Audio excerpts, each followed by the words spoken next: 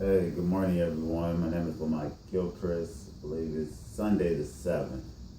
So we're going to say that.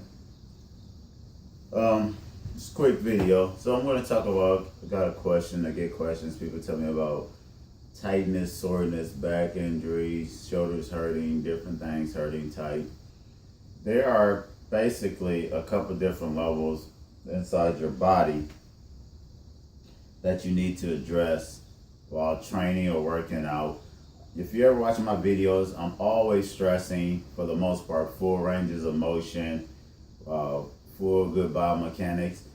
In that, although I'm strengthening my muscles, ligaments, bone density, I'm also increasing the bursar and the ligament health of my muscles at the same time, especially if I'm not bouncing and I'm working on stretching. So I use the weights as a stretching because it is a eccentric and concentric movement. So not only am I just lifting weights, I'm also layering other things on top of it and being conscious of other things while I'm doing it. So make sure that you're using range of motion, proper biomechanics, and getting the joints, whatever joint it is that you're moving, to actually work in its fullest range of motion.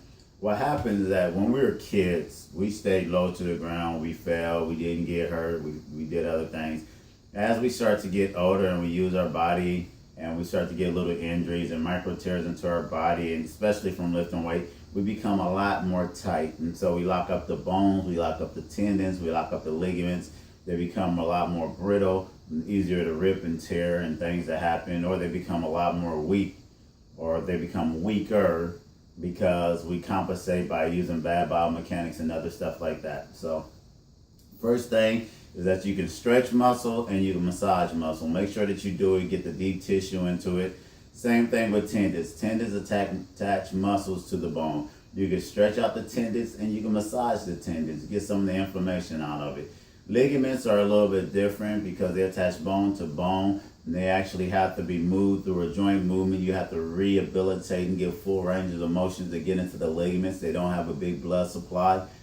So make sure that you're doing that to address your ligament issues.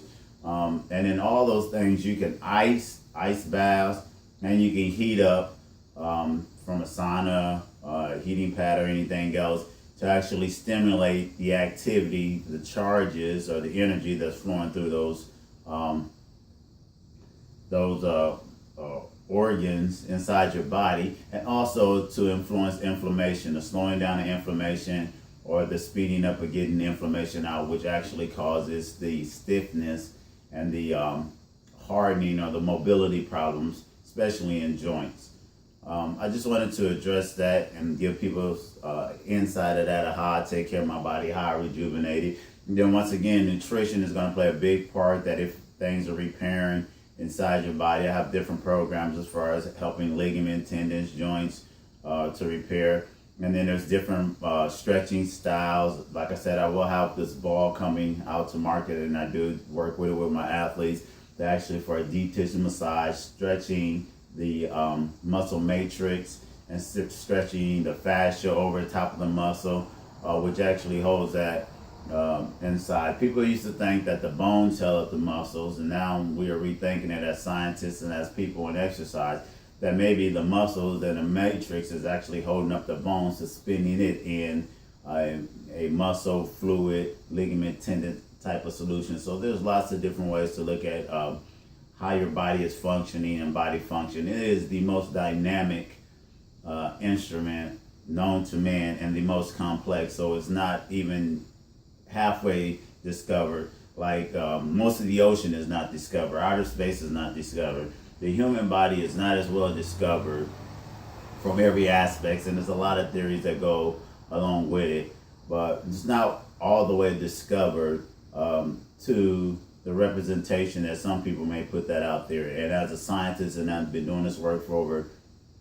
dang near 30 years, and continuing to do this work until I leave this place, I always find out new things and more things about myself and more things about how to unlock certain things and how to rejuvenate certain things and how to recover from injuries.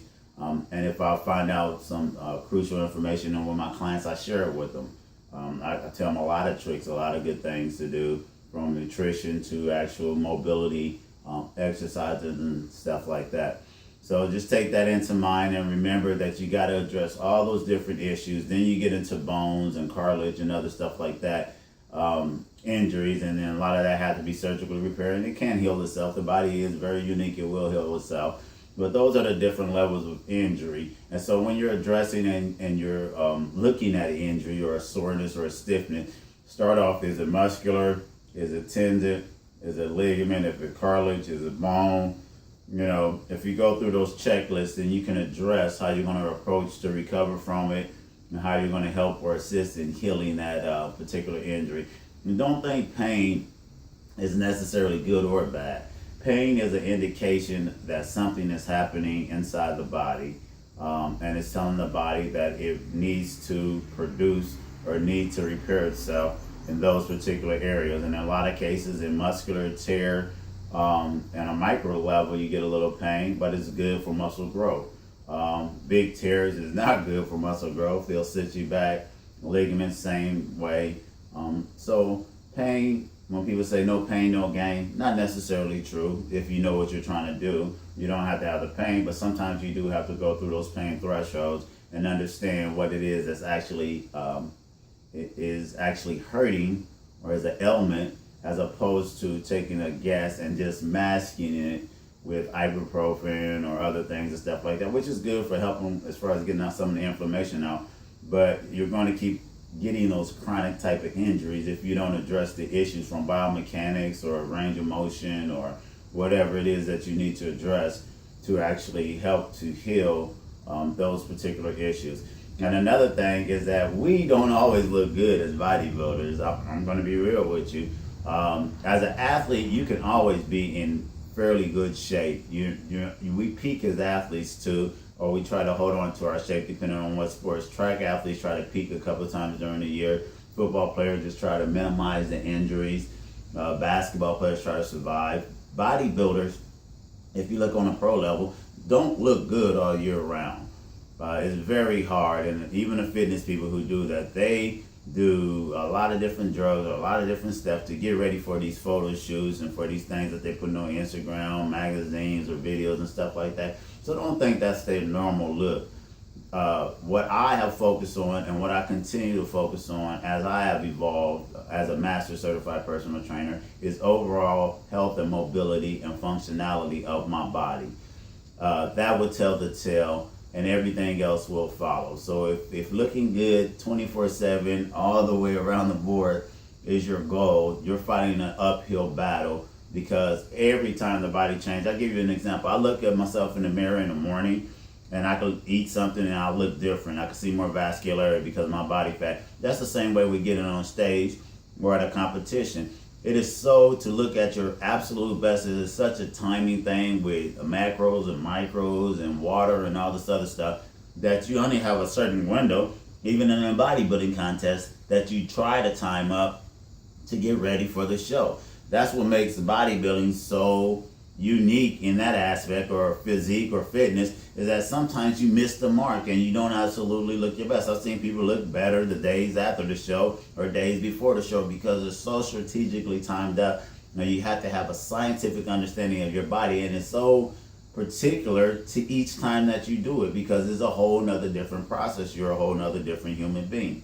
So don't go around and feel discouraged if you're not looking the same or your weight isn't staying the same every day or every time you wake up. You look different in the morning than you do at night. You weigh more. You look different when you have high glycemic carbohydrates other than moderate glycemic carbohydrates.